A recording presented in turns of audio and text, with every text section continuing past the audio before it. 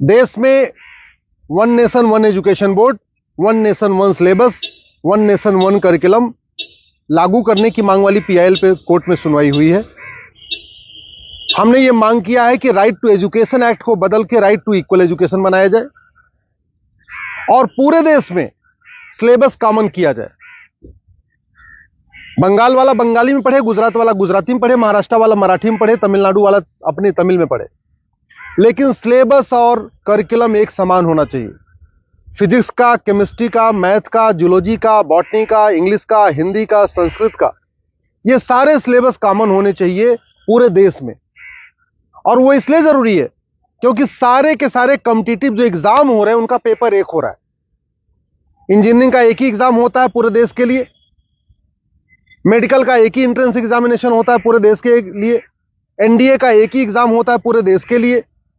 इसी तरीके से आईएएस का जो पेपर होता है वो सबके लिए कॉमन होता है, पीसीएस का पेपर सबके लिए कॉमन होता है, बैंक का पेपर सबके लिए कॉमन होता है, रेलवे का पेपर सबके लिए कॉमन होता है। और अब तो यूनिवर्सिटी में एडमिशन के लिए कॉमन जो सीयूईटी हो रहा है वो भी सबके लिए एक पेपर कॉमन है। अब जब एंट्रेंस एग्जामिनेशन का पेपर एक है तो फिर अलग अलग सिलेबस क्यों पढ़ाया जा रहा है?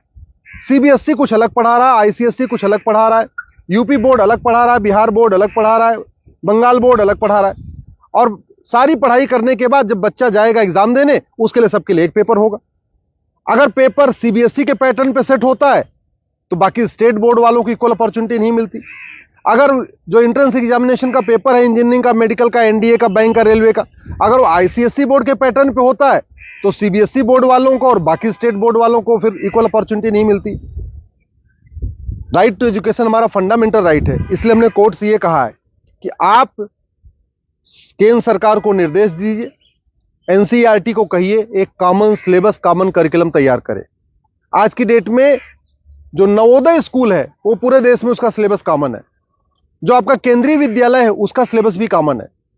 और अगर आप बाहर देखिए, अमेरिका में यूनिफॉर्म एजुकेशन है, चाइना में यूनिफॉर्म एजुकेशन है, फ्रांस में यूनिफॉर्म एजुकेशन है, जापान में यूनिफॉर्म एजुकेशन है, सिंगापुर में यूनिफॉर्म एजुकेशन है, रसिया में यूनिफॉर्म एजुकेशन है, दुनिया के कई देशों में यूनिफॉर्म एजुकेशन होता है, यानी सिलेबस करिकुलम सबका कॉमन होता है। हमारे देश में सिलेबस अलग अलग चल रहे हैं, करिकुलम अलग अलग चल रहे हैं। इसके कारण बच्चा कितना भी अच्छा हो पढ़ने में, बिना कोचिंग के वो इंजीनियरिंग क्वालिफाई नहीं कर पाता। क्योंकि वो यूपी बोर्ड का बच्चा कितना भी अच्छा हो एक्सपर्ट पढ़ने में, लेकिन पेपर जो सेट हुआ वो तो सीबीएसई के पैटर्न पे हुआ, तो फिर वो क्वालिफाई नहीं कर पाता। अल्टीमेटली उसको कोचिंग करना पड़ता है। और मैंने ये भी कोर्ट को कहा है कि ये कोचिंग माफियाओं के दबाव में ही वन नेशन वन एजुकेशन लागू नहीं हो रहा है। कोचिंग माफिया इतने पावरफुल है, इनका लगभग 5 लाख करोड़ रुपए का कोचिंग का बिजनेस है हर साल का। अगर वन नेशन वन सिलेबस हो जाएगा, कॉमन सिलेबस, कॉमन करिकुलम हो जाएगा और जो पढ़ाया जाएगा यही पूछा जाएगा, तो लोग कोचिंग नहीं करेंगे। जो मेहनती बच्चे होंगे वो अपनी पढ़ाई करेंगे और उसके बाद एंट्रेंस क्वालिफाई कर लेंगे। लेकिन ये कोचिंग माफियाओं ने ऐसा सिस्टम बना दिया है कि पहली बात तो वन नेशन वन सिलेबस नहीं होने दे रहे, वन नेशन वन एजुकेशन नहीं होने दे रहे, और दूसरा जो 10वीं 12वीं में पढ़ाया जाता है वो एंट्रेंस एग्जाम में पूछा नहीं जाता, जो एग्जाम में पूछा जाता है वो 10वीं 12वीं में पढ़ाया नहीं जाता। इसका मेन ये कारण है कि कोचिंग माफियाओं ने पूरे हमारे एजुकेशन सिस्टम को हाईजैक किया हुआ है। और दूसरी बात ये भी है, जो बुक माफिया हैं, पब्लिशर हैं, ये नहीं चाहते कॉमन सिलेबस कॉमन करिकुलम हो।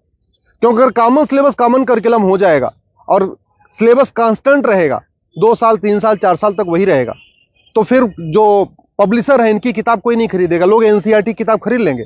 जो एनसीईआरटी छापेगा अगर वही लोग किताब में स्कूल में चलाएंगे तो एनसीईआरटी किताब 100 रुपए की मिलती है, प्राइवेट पब्लिशर उसको 500-1000 रुपए की बेचते हैं। तो बुक माफिया नहीं चाहते कि कॉमन सिलेबस कॉमन करिकुलम हो, एनसीईआरटी किताब हर जगह लागू हो। कोचिंग माफिया नहीं चाहते यूनिफॉर्म सिलेबस हो, यूनिफॉर्म करिकुलम हो, वन नेशन वन सिलेबस हो। और स्कूल माफिया नहीं चाहते कि one nation one education board हो। सीबीएसई बोर्ड वाले चाहते हैं कि उनका सीबीएसई बोर्ड अलग से चलता रहे, जिससे उनकी दुकान चलती रहे। आईसीएसई बोर्ड वाले चाहते हैं कि उनकी दुकान अलग से चलती रहे। तो इसलिए ना सीबीएसई बोर्ड वाले चाहते हैं one nation one syllabus, one nation one education board हो, ना आईसीएसई बोर्ड वाले चाहते हैं। और इसका नतीजा ये हो रहा है कि आम जनता, आम बच्चा पिस रहा है इस पूरे माफिया राज में। इसलिए मैं कोर्ट से निवेदन किया है।